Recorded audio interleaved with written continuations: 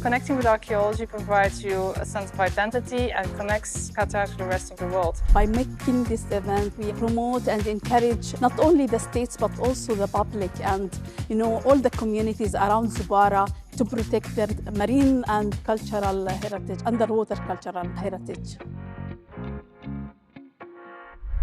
Hello and welcome to Qatar 365 with me, Hamira. On this episode, we take a look at how the country is preserving both archaeological sites and its intangible cultural heritage.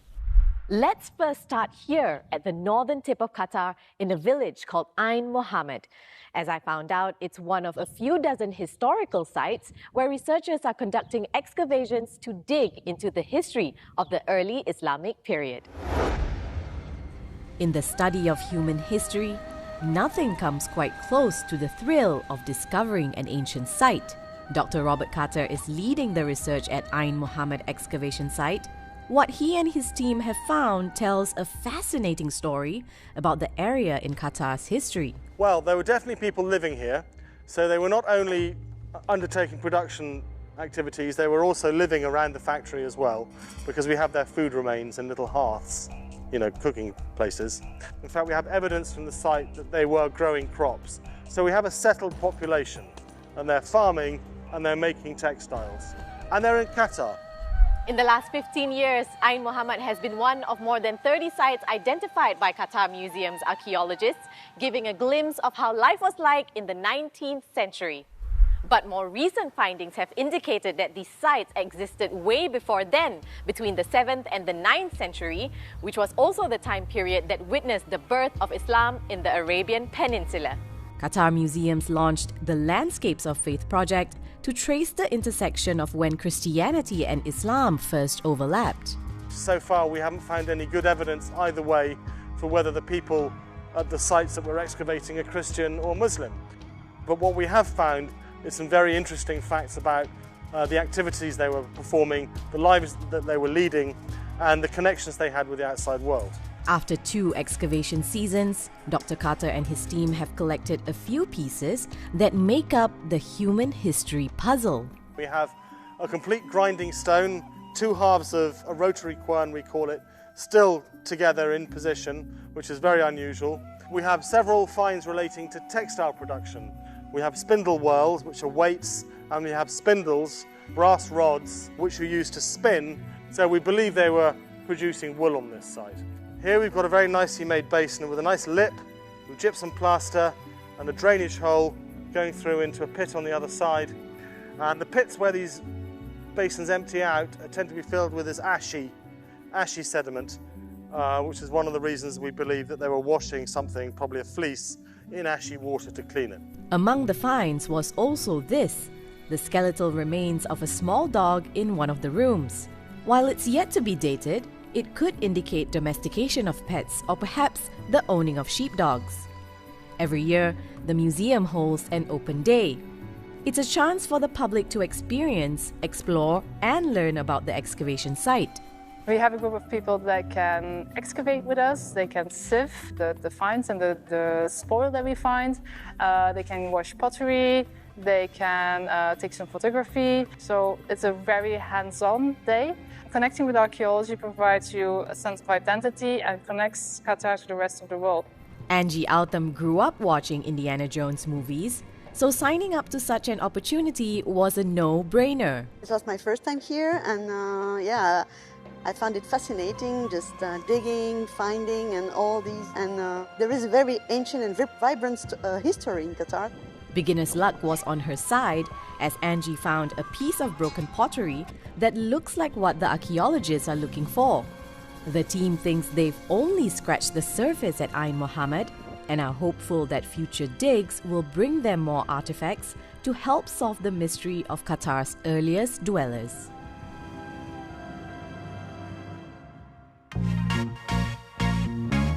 Preserving ancient sites is one important aspect of making sure past civilizations don't get lost through the ages, but so is spreading the knowledge to future generations. I'm here at Musharraf Museums in the heart of Doha to meet General Manager Abdullah Al-Nama, who gives us an insight to the museum's role in keeping Qatar's heritage alive. Mr. Abdullah, thank you so much for having us here today. I wanted to start first with where we are. This is the Mohammed bin Jassim house. What is the historical and cultural significance of this building? Mohammed bin Jassim is one of our 4 museums here in Musharraf Museums. Mohammed bin Jassim is very significant to the downtown Musharraf. It covers the history of Musharraf as an area, plus it explains the 7 steps that the new architectural language that the city was built upon, how they established. And it's also a testimonial of the education that here in downtown and Musharraf properties we're trying to spread the knowledge of building a smart and sustainable city to the younger generation. And there are a few other historical houses that make up Musharraf Museums. Can you tell us more about those buildings? We have as well Beit bin Julmud, which is the first and only museum in the world that talks about the story of slavery in the Indian Ocean War. And also we have the Company House, which is a museum that focuses on the Qatari pioneer who were working in the oil industry. The 4th museum is Radwani House. Radwani House is a prototype of the old Qatari houses, pre-oil and post-oil.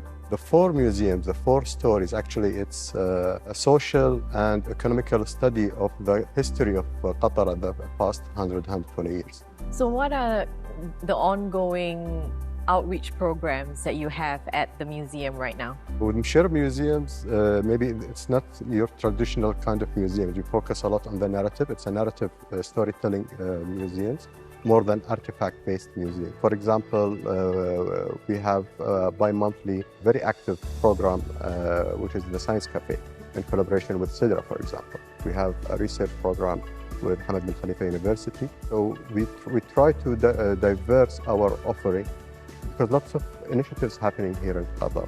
And finally, how do you see Musharraf Museums continuing to stay relevant as the world modernizes? I think it's very important, especially through programming, to be relevant within the community. As long as the programs and the initiatives that we keep organizing are part of what interests people, I think this will make museums relevant to the evolving and changing communities. At the end of the day, our role is not only to showcase history, but also to be part of history. From forgotten worlds under Qatar sands to treasure troves in its coastal waters, Yoohana gets her hands and feet wet at the Al-Zubara archaeological site to explore Qatari history submerged in the Arabian Gulf. At first glance, this beach on Qatar's northwestern coast might not seem all that remarkable. But dig a little deeper, literally and figuratively, and hidden under the glistening waters, you will find traces of a bygone era, remnants of the ancient coastal town of Al-Zubara, a settlement that was once at the heart of Qatar's pearl trade. في القرن التاسع عشر الحياة اللي كانت فيها صيد اللولو مارسوها في دول الخليج العربي. طبعاً الزحف العمراني قضى على هذه القرى أو المدن، فبقيت الزبارة شاهد على صيد اللولو في القرن الثامن عشر. Today's dive in Al-Zabara's past is organized by Qatar Museums and UNESCO in collaboration with Seashore and the Poseidon Dive Center. The open day offers curious minds from Qatar's diving community a rare chance to get hands-on and learn how to uncover, document and preserve the country's underwater cultural heritage. اليوم نحن في يوم مفتوح حول التعريف بموقع الزبارة، ولكن مع التركيز على أهمية البحر والنشاط البحري لهذه المدينة في الفترة الحديثة. من يعني اللقى الأثرية التي نعثر عليها في المواقع البحرية هي أساساً المدافع، الخشب يعني بقايا حطام السفن اللي تتكون أساساً سواء من بقايا السفينة أو الحمولة. اليوم المفتوح هذه سبق يعني ورشة عمل تدريبية. الورشة هذه يعني الغواصين تلقوا فيها يعني دروس نظرية، واليوم هم يقوموا بتطبيق لما رأوه يعني وما درسوه من نظري في ورشة العمل. By making this event, and this is actually one of our outstanding collaboration with Qatar Museums. We promote and encourage not only the states but also the public and all the communities around Zubarah to protect their marine and cultural heritage, underwater cultural heritage. Alzbara was first identified as an archaeological landmark in the 1950s and received UNESCO World Heritage status in 2013. It's Qatar's largest heritage site, but only a small part of the town has been excavated, leaving plenty to dust off or dredge on land and here at sea. ما نحط كل المعلومات أو نبحث في كل المجال، نترك شيء للجيل القادم. الموقع كبير جدا وفيه ظروف وفيه تحدي للملوحة في المنطقة.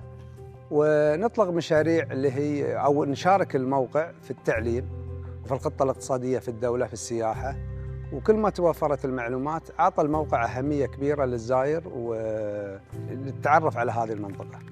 So this site was inscribed in UNESCO World Heritage Site in 2013, and since its inscription, it's no longer become a Qatari site. It's become a site important for humanity. It has an outstanding universal value. So it's no longer Qatari. It's become for the whole world. It's important for the whole world. Wafa has dedicated her career to conserving underwater cultural heritage. But she says digging up the past isn't just about preserving history. It's about understanding human behavior and the valuable lessons the past can teach us for the future.